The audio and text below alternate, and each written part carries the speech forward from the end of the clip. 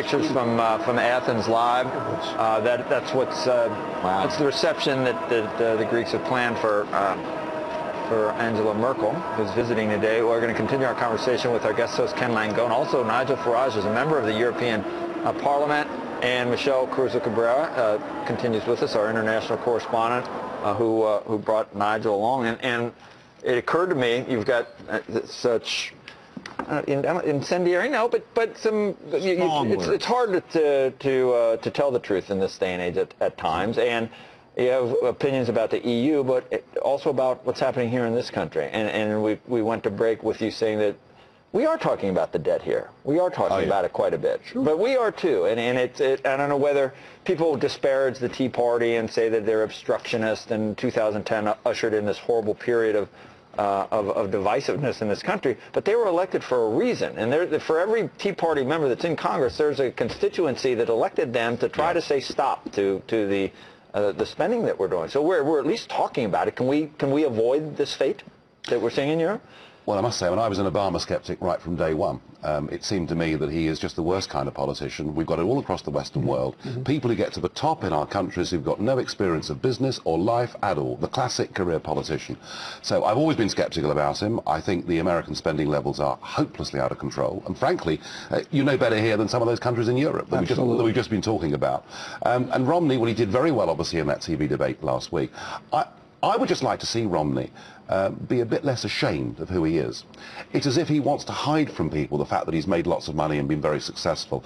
I would have thought he should come out all guns blazing and say, look guys, I've been a success in the commercial world.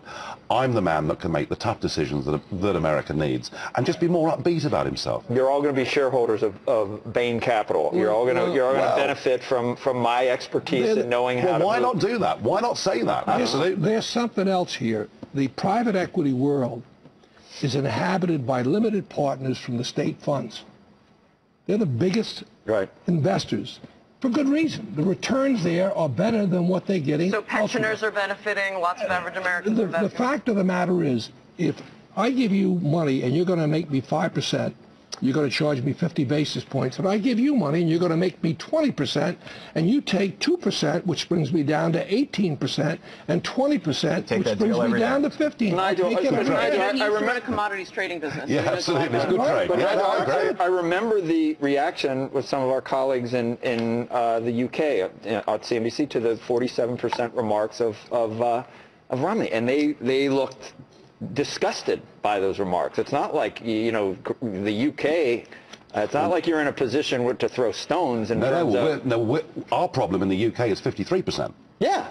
So it's a bigger problem. I think the problem with that was that if we'd heard Romney saying that a lot of these people in the 47% are actually imprisoned and trapped by a system that is not out there creating new jobs, and what I'm going to do is to create enterprise in America like we did in the 1980s to get these people out of that mess, then it would have been okay. That's my whole thing. But it didn't come across that way. Expressing empathy for people that have nots, and actually lifting them out of the position that they're in are two totally different things. And I'm tired of hearing someone tell me how empathetic they are when they have no idea But that was a very clumsy statement, and it did not say what Nigel just said. No, that's right, and that was the problem with it. And he has admitted that himself. It was a clumsy... Let's not make Mitt what he's not. Mitt is a very modest man.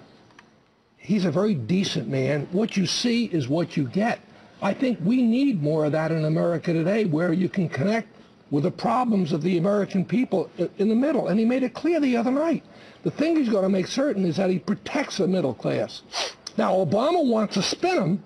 This is very interesting. Mitt's being called a liar by Obama's camp because Mitt is being Mitt. He's not being what they want him to be or what they cast him to be. This guy is, look, I'll tell you one thing. If this man is elected, and I think he will be, I think by a substantial margin, this man is going to go down as one of our great presidents. He's going to get the job done, and he's going to bite the bullet. I think we have a great chance of addressing our economic issues because we will be like Europe. If we don't get off this path we're on, all we're seeing is a hangover of people still believing in our currency. But once they lose faith in our currency, Game, set, match. And what do you think about the Federal Reserve and what they're doing? You used to run a commodities trading business. How do you feel about it? I'm horrified. We've already mentioned the IMF earlier on, but I'm horrified at the way central banks are acting. I don't think, I mean, even Keynesian economics was not supposed to be perpetual. It was supposed to be a short-term problem in a downturn, and we're trapped with quantitative easing, with massive deficit build-ups every year, and someone's got to grip it, and if Romney's the man, good, but I'd just like to see him give a bit more leadership and say, I'm the man, I've done this. That the other night. Okay. I think he did that the other night very clearly. But what you said earlier, our current sitting president, if you were to look at his resume, which we can't see because he won't let us have it, but if you were to look at his resume, no, seriously, we don't know what grades he got. We don't know where he went to college. By the way, I think... Do we know that for Romney, though? Absolutely. I have a trade for Romney. I'll give you 8 more years of tax returns. You unseal all your records that you won't let us see. Tell me why you surrendered your law license in Illinois, and why did your wife surrender her law license in Illinois? Let us know why. You're running for the presidency. You don't have a private life anymore. It's gone. You made that decision when you said, I'm running for president. What I'm saying is, we know one thing about Mitt Romney. He's got 25 years of solid business experience, most of which has been very successful. And he's a decent man. And by the way, I'll say it again. I'm going to feel very good when this man is president in January, because he's going to make all the right. I believe he'll bite the bullet, Nigel. I really believe this guy. You were there for Gordon Brown, weren't you? What was that like for you? Well, here was a man. I mean, it was awful, really, because not only did he sell. I want this guy on the show every time. No. Hear me out. Not only did he sell 400 metric tons of gold at an average price of $258 an ounce. Yeah. You know, we can all make bad calls, but what he did, he announced to the markets the 17 dates on which he was going to sell the gold and the quantities. We just had a moron in charge. You know, I mean, it was disastrous. Well, yeah. So, like I said, once again, your glass house dweller should not nice anyway. Thanks to Nigel, Farage, and Michelle Cruz-Cabrera. Ken Langone will be with us for the rest of the show. Hope to see you again. All right, when we come back, gas prices in California is setting records, but relief may be in sight for West Coast drivers. We're going to bring you that story next. And on our What's Working series, David Harrow will bring you global portfolio picks that's coming at 8:40 Eastern time. By the way, as we head to a break, take a look at the pictures of the protesters in Athens. Again, things have turned a little more violent. You can see things being thrown back and forth. We saw fire being thrown the last time we were looking at these Molotov cocktails. You can see right now, this is what's happening. Angela Merkel is visiting from Germany for the first time since things went south there back in 2009. Squawk will be right back.